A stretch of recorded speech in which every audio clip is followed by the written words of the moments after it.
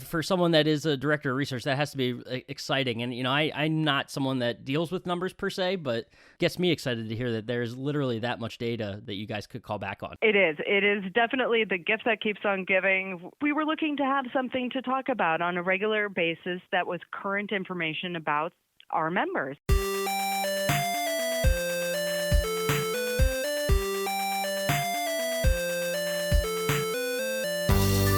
Welcome into the Independent Thinking Podcast. This is your host, Rob Stott. I love data. There's no doubting that. I love diving into, research reports and slicing numbers different ways, trying to see how you can find different, trends and all that sort of stuff, no matter the industry, particularly, though, when it comes to retail and independent businesses. And there is one organization that stands out as far as, covering the entire range, not just, nationwide. Obviously, we here cover the independent retail space and in particular the appliance and bedding and consumer electronics and furniture categories. But when you look beyond just retail to things like agriculture and construction and all that sort of stuff, the National Federation of Independent Business is a group that has a lot of that kind of stuff, a lot of great data to look back on and decades worth of data to dive into. And one such report, as we just heard, Holly Wade, the Director of Research and Policy Analysis for NFIB, talk about, is their jobs report. And NFIB has been doing that jobs report for quite a few decades, almost, I want to say 50 years or so. They're coming up on 50 years. Since the 70s, been working on this jobs report, and a lot of great things that come out of it. One of the things I've noticed, though, over the past couple of months, and what I wanted to reach out to them to talk about in particular, is the crisis kind of, or one of the big challenges that has been reported by small businesses over the past few months is just a lack of talent, a lack of qualified talent, a job pool that's drying up as unemployment goes down. And just wanted to talk to them, to Holly, to NFIB about, what they're seeing, what that trend has been like, what small businesses are doing to combat that problem, and all that sort of stuff. So a really great conversation, we had around NFIB in general and this jobs report and all sorts of stuff. Small Business Saturday was thrown in there a little bit as well. So plenty to cover over the next little bit here. So let's just go ahead and dive into our conversation with Holly Wade of NFIB.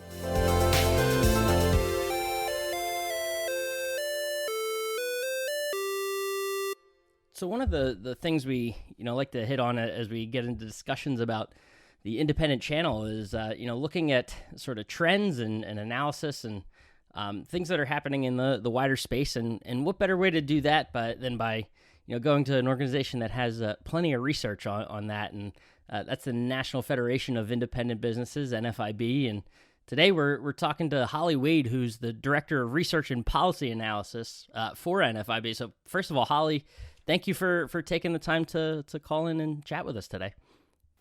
Wonderful. It's great to be with you. Yeah. So before we dive into anything, you guys have some recent jobs reports and some interesting things that we want to get into.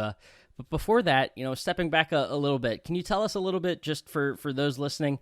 I imagine people that are members of Nationwide or listening that are familiar with Nationwide might also be familiar with NFIB, but kind of give us that elevator pitch on the organization and then, a little bit about your role as well. Sure, absolutely. So the National Federation of Independent Business is the largest advocacy organization for small firms. Our members range in all industries and across the country, and we lobby on their behalf in Washington, D.C., and also in the states.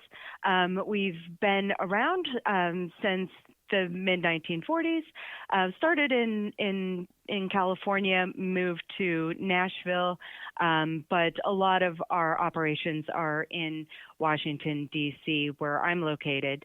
The Research Center has been around since the late 70s, but our monthly Small Business Economic Trends Survey, which is our flagship measure of the health of the small business economy, was started by our chief economist, Bill Dunkelberg, in October 1973. So since 1973, when it started out as a quarterly survey and then transitioned to a monthly survey in 1986, we've been measuring the temperature of the small business economy, asking a random sample of small business owners who are members of the organization about various types of operations, how sales are doing, employment, capital spending, financing, and then also what their single most important problem is currently, and their general outlook for business conditions and the economy. That's awesome. That's decades, and that was going to be sort of my follow-up question. There was this the jobs report, and you guys have decades then of data to kind of draw back on and look to as you look for trends in this space. And I mean that has to be, for someone that is a director of research, that has to be exciting. And, I'm not someone that deals with numbers per se, but I like to dive into reports. So it gets me excited to hear that there's literally that much data, decades of data that you guys could call back on. It is. It is definitely the gift that keeps on giving. So thankful for our chief economist who decided to put this together in 1973. We were looking to have something to talk about on a regular basis that was current information about our members. And so he developed this survey. He previously was at the University of Michigan and worked on their consumer confidence survey. And so drawing on his experience there and as an expert on entrepreneurship at Stanford, where he was a professor there, NFIB connected with him in California, and he created this survey for us so we would, again, have something current to talk about. And so it's been wonderful to have this available to us ever since, in not only looking at what's currently happening with small businesses, but also the perspective being able to look back, as you mentioned, and see where we are respected to where we've been, whether it's, during the recession in 2008, 2009, which is very different from where we are now, which was very different from where we were in the 90s and 80s, and looking at kind of the spikes and the different types of challenges facing small firms. For instance, in the late 70s, early 80s, inflation was a huge problem. Financing was a challenge. And now we don't see those as being the big headwinds for small firms. Right now, the biggest challenge for almost a record number of small firms is finding qualified applicants to fill open positions. So labor quality is the biggest challenge. Inflation is moderate, low, moderate at best. And that has, that hasn't been a challenge for many years, except for a blip in, I believe it was 2007 when oil prices spiked. And that was a bit of a challenge, but it was short-lived because then the recession hit soon after. But the tight labor market is certainly the biggest headwind to growth in the economy in the small business sector, and that's where a lot of they're facing a lot of challenges. Yeah, and that's certainly something I want to dive into here soon. And what, as I think about my going back through your reports, the thing that stood out the most. But before we get to that, I want to ask, you talked a little bit about how you guys collect this data and you go to your members. Getting maybe a little nerdy on the data collection side, but is it, do you guys have a regular cast of members that you go to complete the survey, or is it a rotating group? How do you guys make sure that, it is representative of, small businesses across the country? Sure. So we've had the same system in place since the beginning. It is a random sample of the total membership of NFIB small business owners every month. So we randomly sample. Those who have been sampled in the previous month are eliminated from the pool for 12 months. We don't want to overburden our members on surveys. But for the most part, it is a random sample of the entire membership of NFIB every month. And they are then the survey is mailed. We still do this very old Wow. school. We mail the survey. We figure that every business has an address, and that's the most predictable way of contacting our members when it comes to something like this. So everybody has a chance to fill out the survey and send it back to us, and then we compile the data, and the turnaround is pretty quick. It happens in about 3 to 6 days, and the first report that comes out is the employment report or jobs report, and that comes out the Thursday before the BLS employment situation report is released. And then the full report is always the second Tuesday of every month. Whether it falls on a holiday or if somebody has the flu, it is always the second Tuesday of every month. So it's very predictable. People follow it and look towards it as being a gauge of the health of the small business economy. And it's wonderful that we can continue to provide this critical information. Yeah, certainly. And, you talked about some of the ebbs and flows and challenges over time, but, if you just look at the past quarter or so, here, the later part of 2019 here, I mean, what is the, if you can kind of summarize it, the current state of, the small business economy and sort of how things are going right now for small businesses?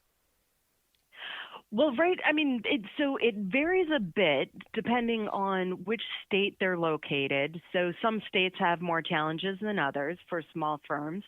But generally, the economy is, moving forward.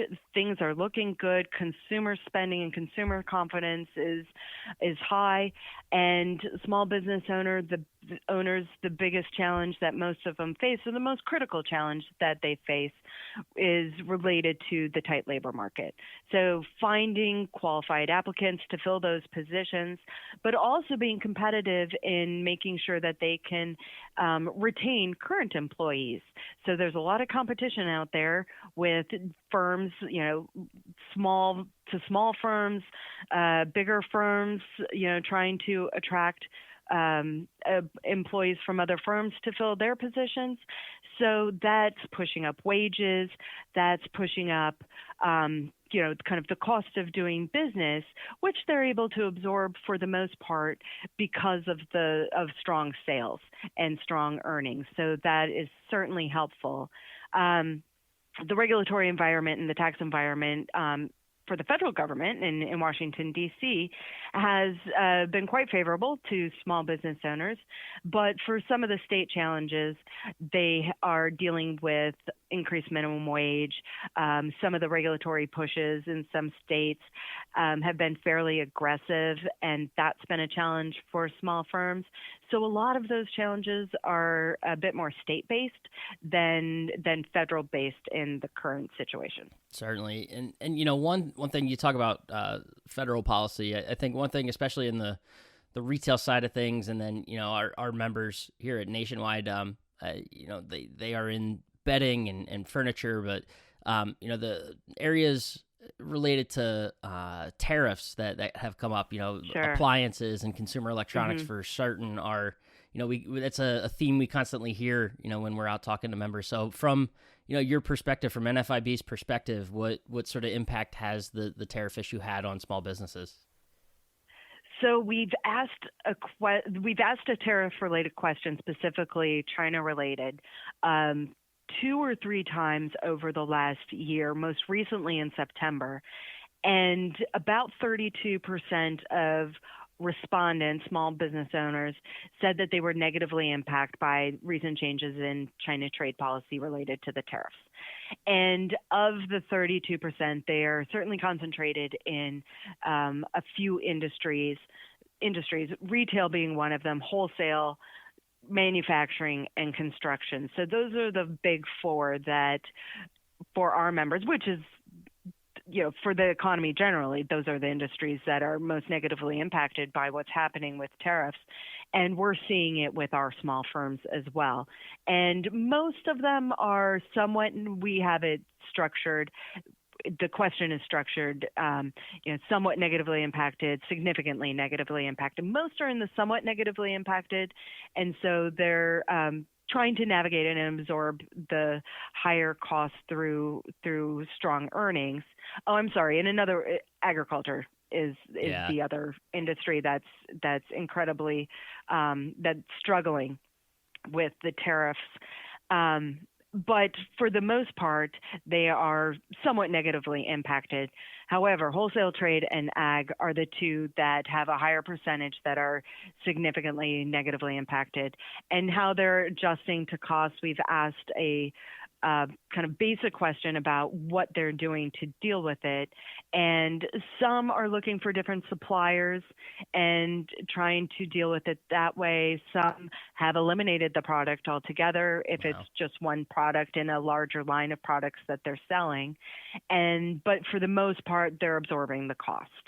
And so in the short term, that's generally what happens with most businesses, especially small businesses. Absorbing the cost is the short-term reaction to cost pressures, but then over time gets absorbed into either changing the operations of the business or passing those costs on in higher prices to consumers, which is always a bit of a more long-term, because in a short-term challenge, you're still competing on prices with Right. everybody else. And so in the long term, it gets absorbed into higher prices. But right now, most of them are absorbing it through strong earnings. Gotcha. So I don't want to necessarily say par for the course, but it sounds like, when you think about sort of how the wider industry and these businesses have fared recently, it sounds about right. No, I guess is one way Yeah. to put it. But I want to turn back to what you talked about a little bit ago, and that was that biggest challenge that small businesses face, and it's the finding qualified talent. What Yes. is it that is it just a lack of talent in the job pool? Is it a small job pool? Like why is this the big struggle for small businesses right now? Well, with the low unemployment rate, there are just fewer candidates to select from. It's a smaller pool of candidates. The challenge, and then on top of that, the challenge of retaining your current workforce. So it's kind of a two-pronged challenge: attracting folks to fill open positions, but also making sure that you're competitive enough to not lose your current employees. And so they're doing a number of things to help deal with the current situation. One is many have lowered the minimum qualifications that they would have previously had to fill those open positions and increasing their training programs. And so the training programs have been boosted by small firms, putting a lot more energy into that. However, when a business is doing well, it takes time away from the owner and also their best employees to train less skilled and to kind of upskill those and bring on board new hires. And so it's a difficult balance for owners to try to navigate that, especially when one of their bigger struggles is turnover, that their employees are finding other opportunities and moving to different jobs. And so balancing the amount of energy putting into training new employees that might not have the skills that would normally qualify you for that position versus paying more overtime or trying to figure out ways to be more productive within your operation. So, it's a bit of a complicated puzzle for many of them to navigate that.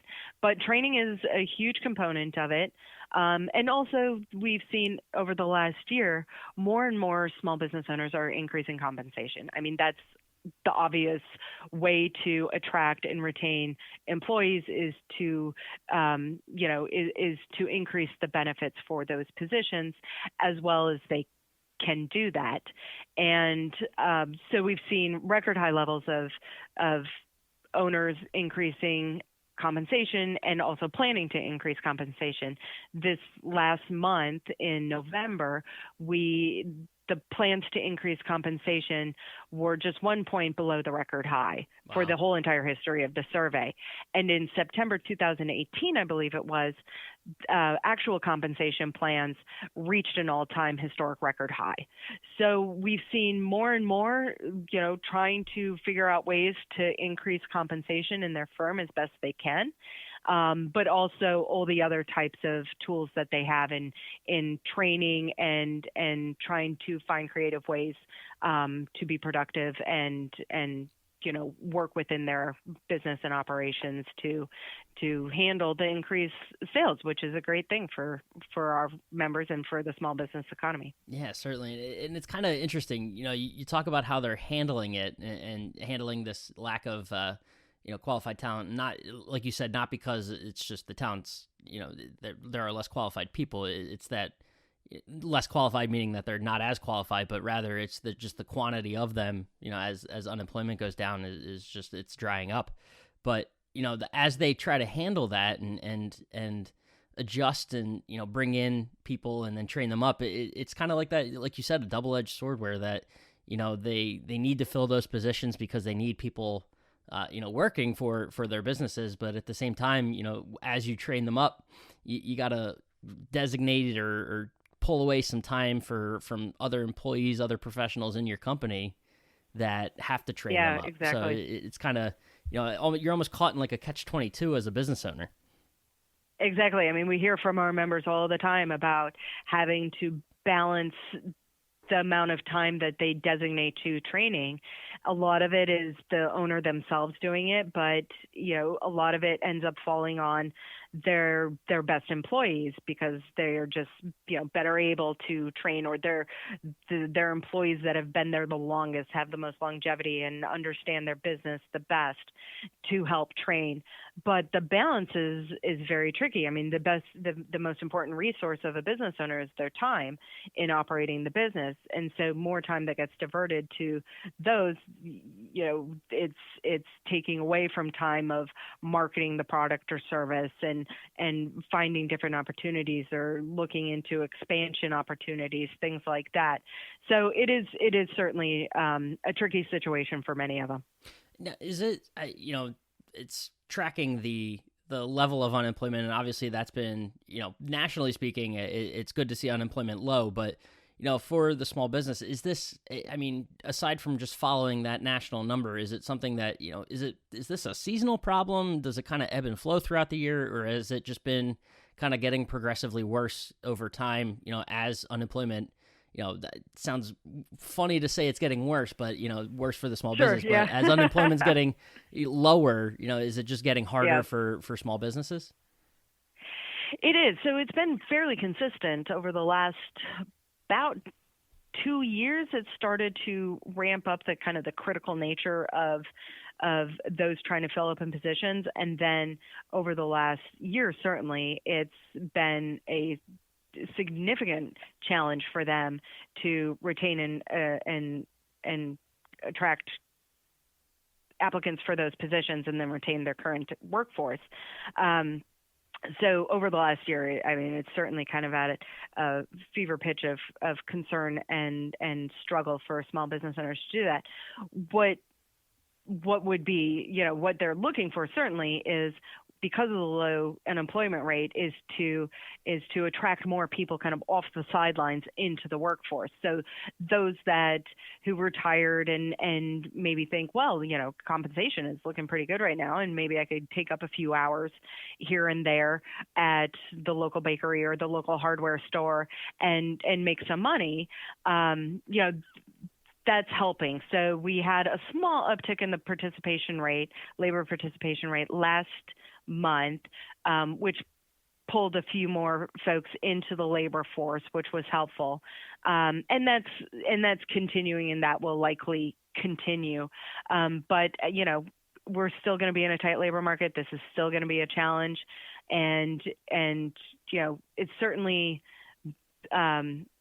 it goes along with a strong economy, which is what everybody wants, and that's a good thing. But it is still a challenge. Certainly. And, when you look at the industries that were impacted, because obviously, like we have mentioned, nationwide, obviously, as retailers, you guys kind of cover a few more industries, but retail still is one of those that is one of the higher impacted industries through your report, based on, the level of members that are reporting unqualified, or, the talent level just isn't there right now.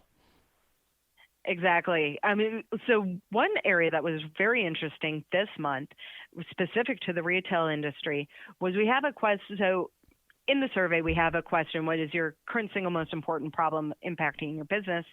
And we have 9 kind of pre-answers: regulations, taxes, insurance, competition with big business, and a few others, and then an other category. But labor quality has been the kind of the big headline news for about a year and a half. Labor costs, however, have been kind of peaking every so often. It's the record high level, I believe, is 10%. So not terribly high. And we've reached that a few times over the last year.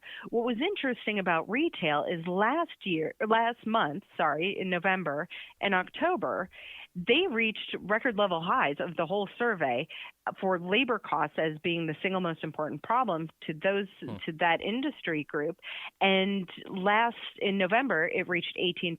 So 18% of retailers in our survey are saying that labor costs are their single most important problem, which is probably a combination of certainly the tight labor market and, kind of the compensation competitive part of it.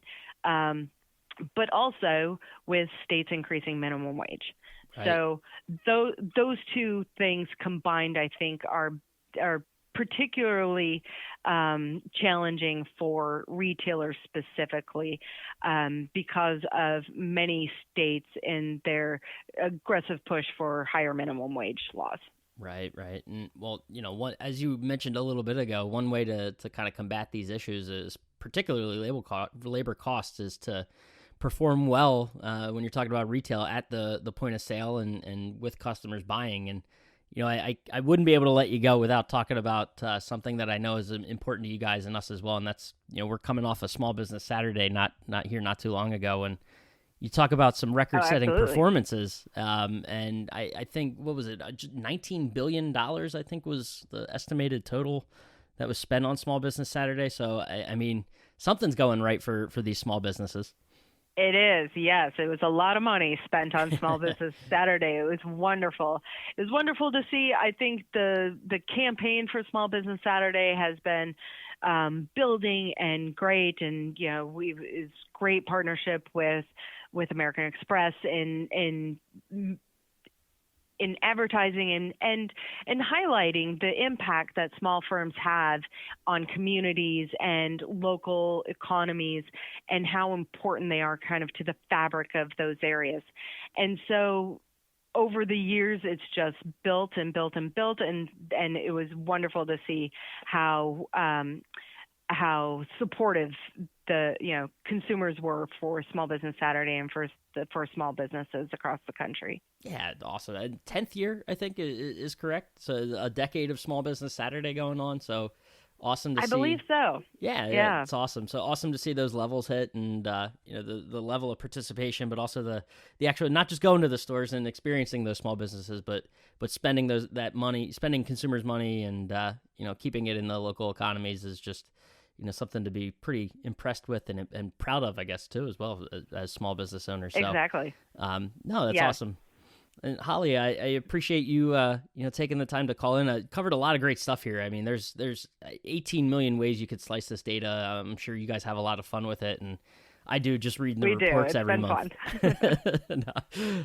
So, appreciate you taking the time to spend, just a few minutes with us here and chat about this. So it was enlightening and certainly something, I think we'll continue to follow. Wonderful. Well, it was great talking with you. Thank you.